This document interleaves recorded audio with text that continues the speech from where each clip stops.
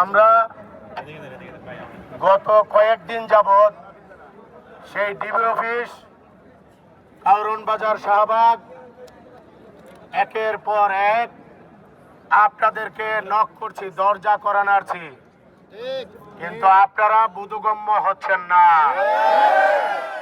আপনি বিটিআরসির চেয়ারম্যান, আপনি এনবিআর, আপনি জনাব তৈয়ব সাহেব না করছে টেলিযোগাযোগের দায়িত্বে।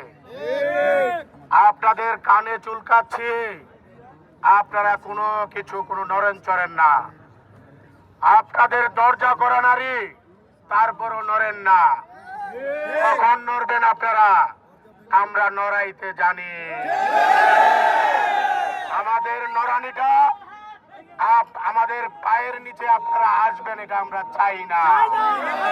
আমরা আপনাদের সুরসুরি দিচ্ছি, এই সুরসুরিটাই মনে রাখেন।